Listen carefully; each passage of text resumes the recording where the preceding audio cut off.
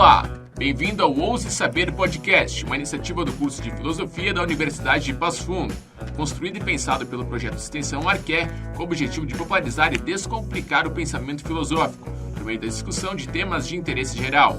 Nossos episódios são gravados nos estudos da Faculdade de Artes e Comunicação, no Campus 1 da Universidade de Passo Fundo. O programa funciona no seguinte formato: definiremos um tema específico para cada episódio e traremos convidados para nos ajudar na problematização. Eu sou o Tati Alzarte. Eu sou Andrei Lodea. Esse episódio, o tema será... Mentira.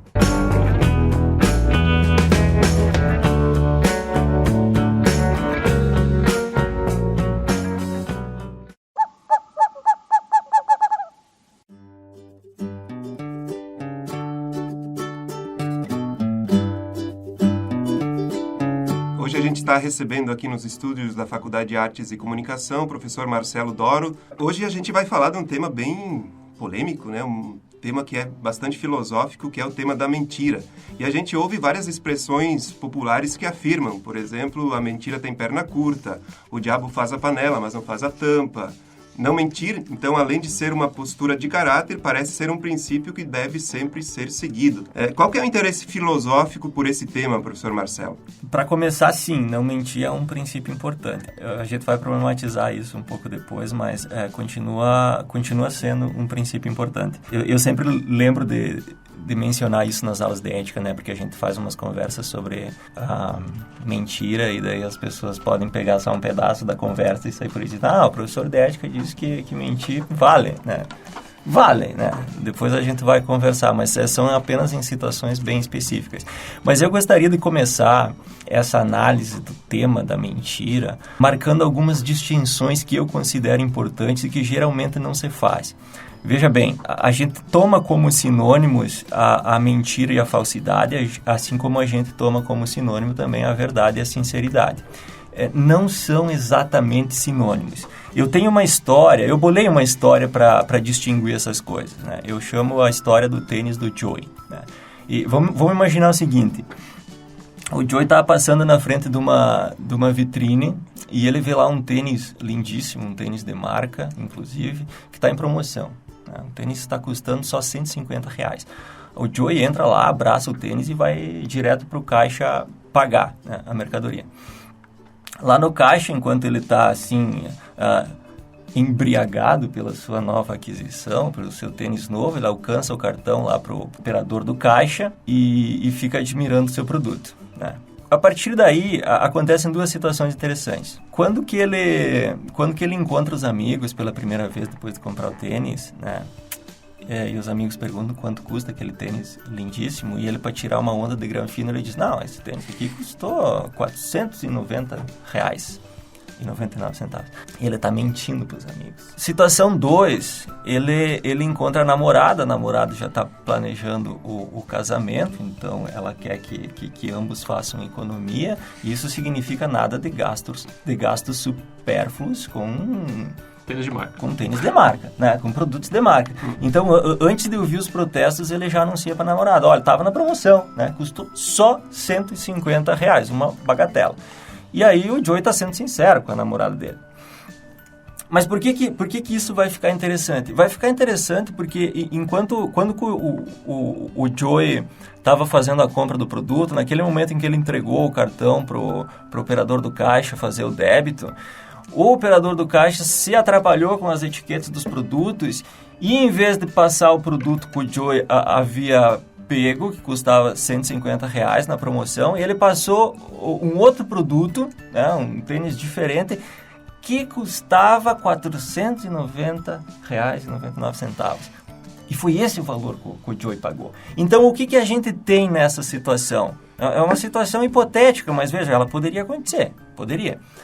Quando o Joey mente para os amigos, tentando tirar onda de granfino, dizendo, eu paguei R$490 por esse tênis. Ele está mentindo, mas a informação que ele está transmitindo é verdadeira. Foi o que ele pagou, né? Foi o que foi debitado da conta dele.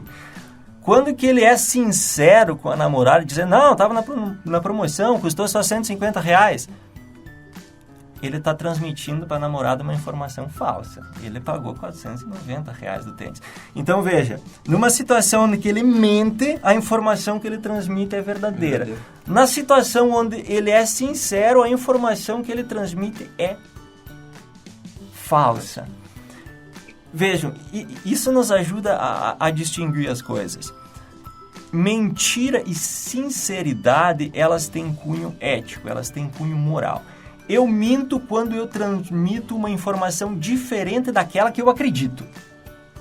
Isso é mentira. Eu sou sincero quando que eu transmito uma informação que eu acredito ser verdadeira. Não, talvez ela não seja. Esse é o ponto. Verdade e falsidade, bom, esses são conceitos lógicos, conceitos epistemológicos, né? A verdade pertence a um discurso que corresponde com o mundo real, e a falsidade é a característica de um discurso que não corresponde com o mundo real. O nosso tema aqui é mentira, ou seja, é aquele ato em que intencionalmente nós transmitimos uma informação que acreditamos não ser verdadeira. Esse é o ponto. Esse é o ponto. Então, dito isso, agora também a gente identifica qual que é o interesse filosófico com a mentira. Né? O interesse filosófico com a mentira é ético. Né? E daí que vem essa questão, né? As pessoas dizem, a mentira tem perna curta, a mentira isso, a mentira é aquilo. A grande questão que muitos filósofos se colocaram é: não haveria, talvez, situações em que a mentira fosse desejável, em que mentir poderia ser considerada coisa certa? Ou mentira é sempre ruim? Os filósofos, como já é mais ou menos tradição, eles não concordam acerca disso, né? Até tem um episódio histórico, eu ia dizer um babado filosófico sobre isso, que foi uma disputa intelectual entre o Kant, por um lado, o ilustre Immanuel Kant, e um filósofo francês de origem suíça, chamado Benjamin Constant. Não vamos confundir com o Benjamin Constant, o militar e estadista brasileiro, né? O Benjamin Constant, esse é o francês, o nome dele é Henri Benjamin Constant de Rebecque, que daí ele foi um pensador, um escritor político francês. E aí o Benjamin Constant Botelho de Magalhães, que é esse o militar e estadista brasileiro, teve esse nome, inclusive, em homenagem ao Benjamin Constant francês. Né? Tá? Então não vamos confundir. Não foi o nosso militar aqui que entrou numa discussão acalorada com Kant sobre as possibilidades de fazer uso da mentira.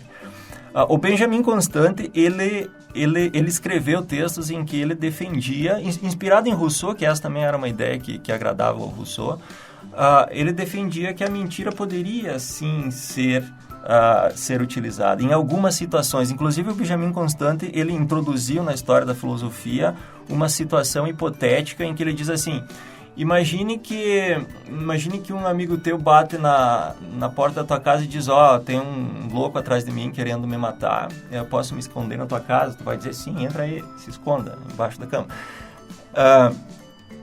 Logo em seguida, alguém bate na tua porta, é o assassino, e aí o Benjamin Constant vai dizer: tu iria dizer a verdade? O assassino pergunta: tá, o cidadão está escondido aí na tua casa?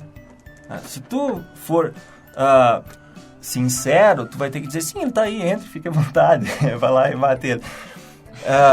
Então, o que o Benjamin Constant está dizendo? Bom, existem situações em que uma mentira ela pode ser bem-vinda, que ela pode ser a coisa certa, porque você mentir, nesse caso, você salva a vida de uma pessoa. A questão do sincericídio, o impacto que tem a sinceridade extrema de sempre falar a verdade, né?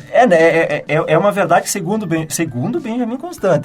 Porque daí o Kant retrucou. Porque para o Kant, e o Kant escreveu um artigo assim com o título, eu acho muito bom, assim, é um título pomposo, chama Sobre um suposto direito de mentir por amor à humanidade. Sobre um suposto, porque o Kant diz: não existe esse direito de mentir, não existe direito de mentir. A mentira, em hipótese alguma, deve ser utilizada.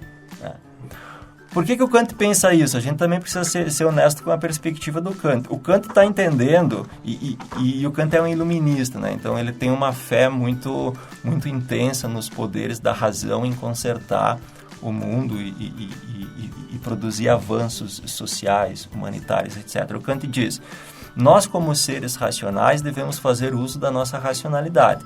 A racionalidade nos indica algumas coisas que são boas, que são éticas, e algumas que não são.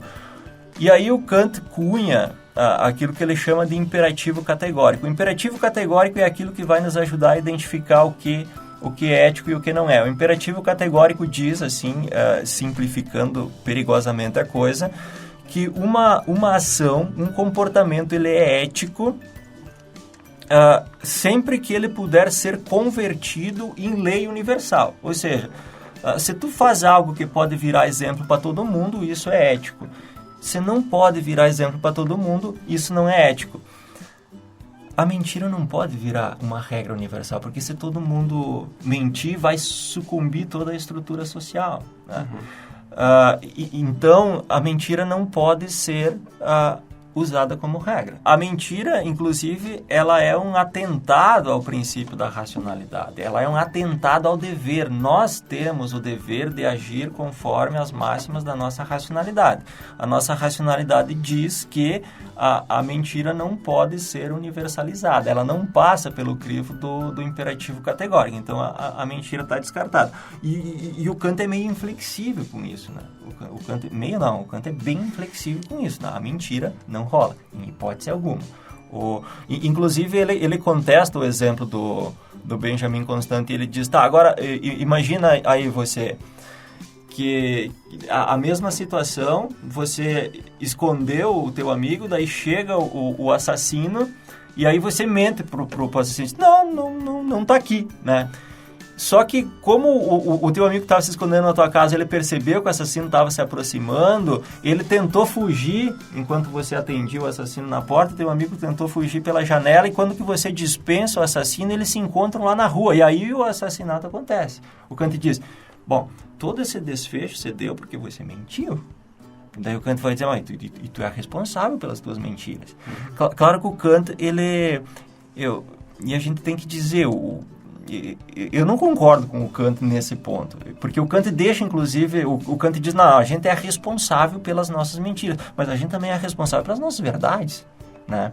Se uma mentira nossa pode levar a um assassinato, nesse caso, bem, a nossa verdade também pode. Então o Kant considera muito o impacto da nossa mentira, mas o Kant não considera o impacto da nossa verdade. Eu acho que isso é problemático. O Schopenhauer é um outro que depois discordou, participando desse debate filosófico da mentira. Ele discordou do Kant, porque o Schopenhauer também acreditava que a mentira ela pode ser usada legitimamente em algumas situações. O Schopenhauer escreveu um livro lá, se não me engano, dos Fundamentos da Moral. Acho que é isso.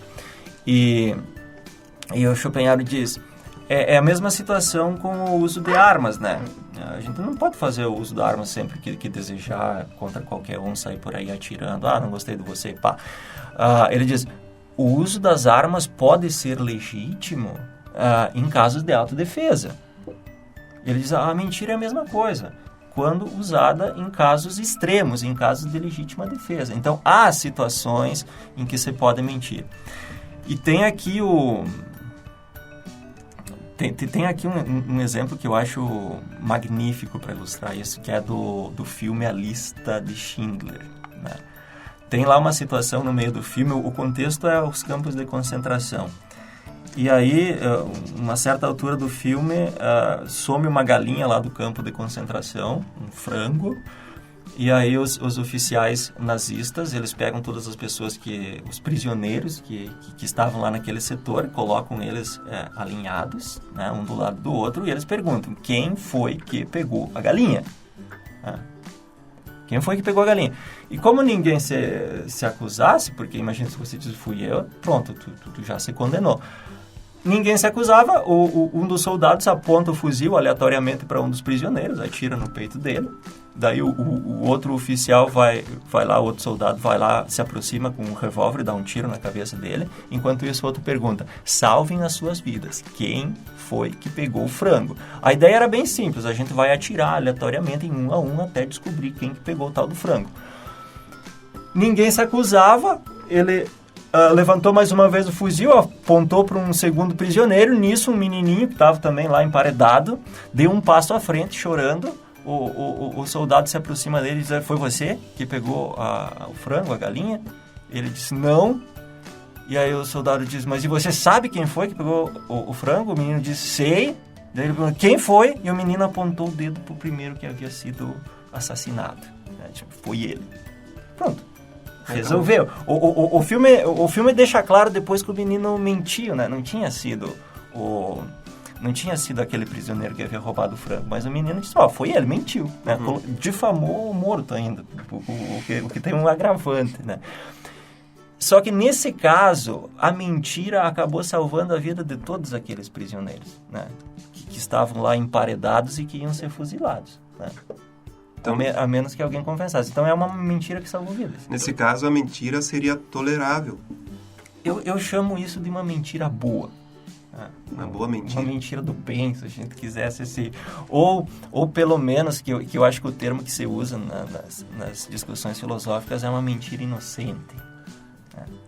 Inclusive, eu acho que é interessante a gente falar sobre esse equilíbrio de falar algumas verdades também, que tem jeitos de falar uma verdade, não precisa ser uma forma agressiva. Um médico não vai chegar para um paciente terminar e falar, tu vai morrer amanhã.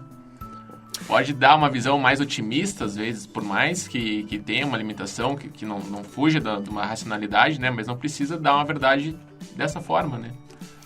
Eu fico pensando que as pessoas falam, né, a verdade nua e crua, né? Então, tu meio que tá sugerindo, né, Tatiel, que a gente vista a verdade com trajes mais apresentáveis e que dê uma requentada nela. Mas, sim, essa situação do médico, ela é...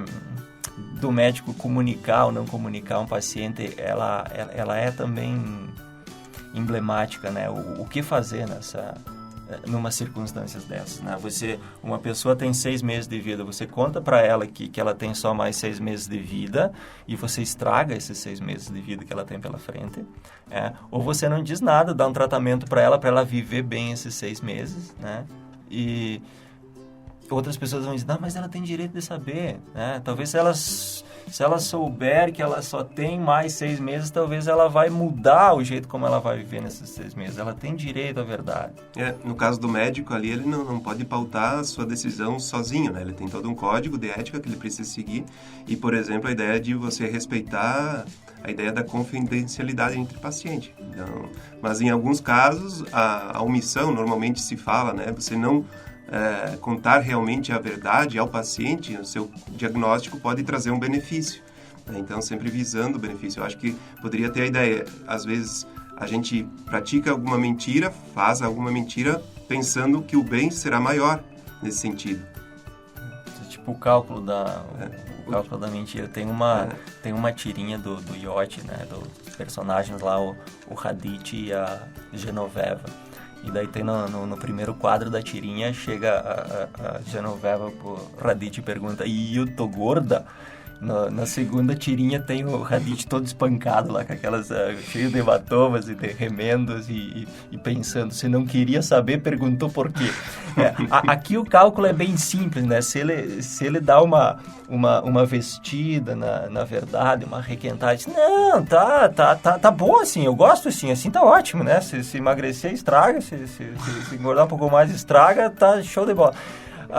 Veja, é uma mentira que nesse plano utilitarista, né, Andrei, tu vai dizer, é uma mentira que produz benefício para ambos, né? A Genoveva sai desse enfrentamento, desse encontro muito mais feliz e satisfeita consigo mesmo, e o Raditz, na pior das hipóteses, ele não apanha, né? Então, a mentira é bom para os dois. A mentira produz um benefício bem maior do que a verdade produziu, porque a verdade machucou ele fisicamente e machucou ela emocionalmente. Mas que algumas mentiras, socialmente, elas podem ser boas, bem, a gente pode praticá-las. Sim, não me entendam mal, que a gente pode sair mentindo.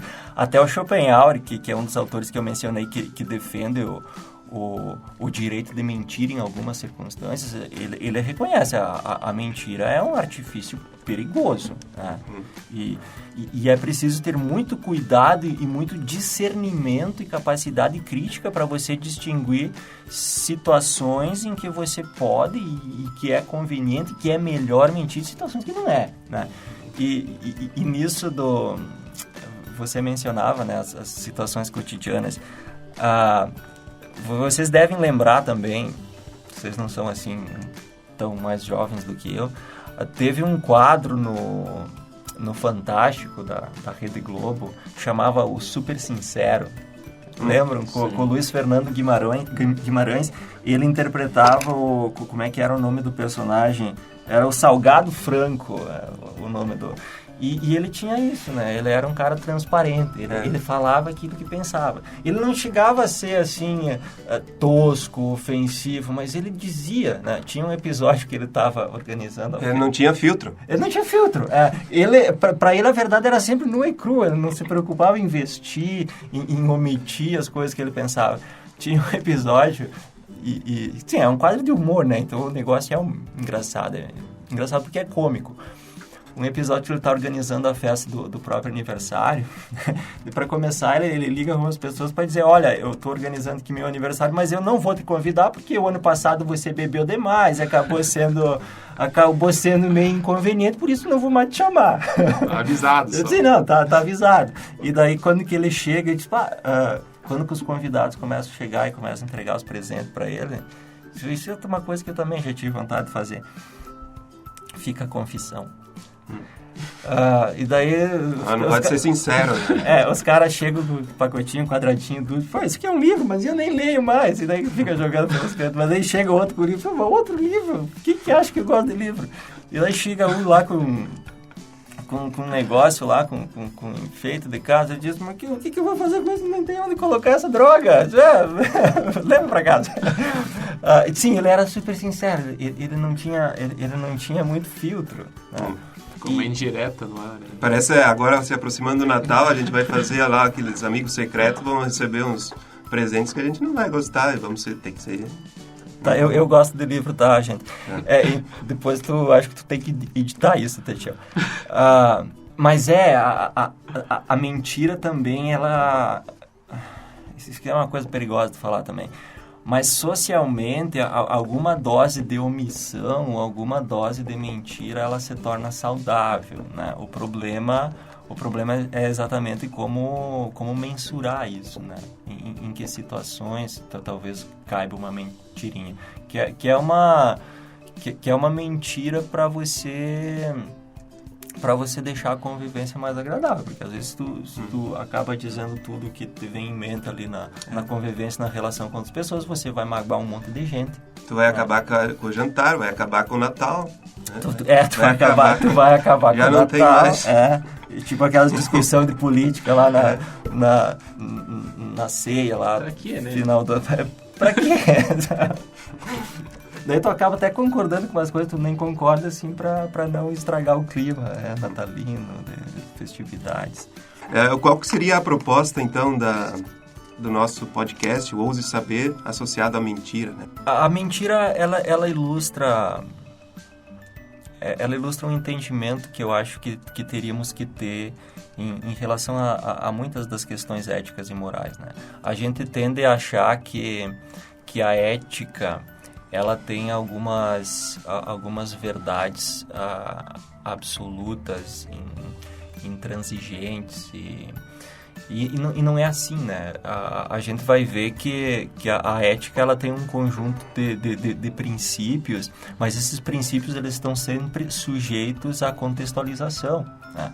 Mesmo a proibição máxima da civilização, que é a proibição do assassinato, ela comporta exceções, né? Há situações em que, se alguém tiver que escolher entre a preservação da própria vida e a vida daquele que ameaça a tua vida, é legítimo que você opte pela tua vida e ataque a vida do outro.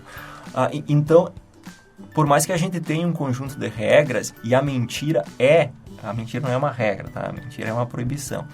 A gente tem uma regra que diga que a prioridade é sempre a verdade e que condena a mentira como uma infração, e isso é válido no geral, né? Isso é válido no geral. Há exceções em que a gente pode, pelo menos, considerar a mentira como sendo tolerável. Então, talvez a gente não chegue no absurdo de dizer, bom, existem mentiras boas, né? Que talvez até existam, né? Eu acho que aquele exemplo do filme da lista de Schindler, ele é ilustrativo de, bom, isso é uma mentira boa, é uma mentira que salvou a vida de um conjunto de pessoas, né? É uma mentira defensável, né? Então, eu acho que é isso, né? É que a gente ter essa compreensão de que os princípios éticos, as regras, elas também precisam ser postas nos seus contextos, né? E daí a gente vai ver essa coisa interessante de que uma regra geral, em alguns casos, não se aplica, né? E uma proibição geral, em alguns casos, também não se aplica. Eu acho que é isso que fica para a gente pensar. Muito bem, Marcelo, obrigado pela sua participação e pelas excelente troca de informações. E uma última pergunta que a gente poderia deixar para os ouvintes para refletirem até o próximo episódio do podcast é: para uma boa convivência social, devemos usar o filtro da verdade? Ouse saber.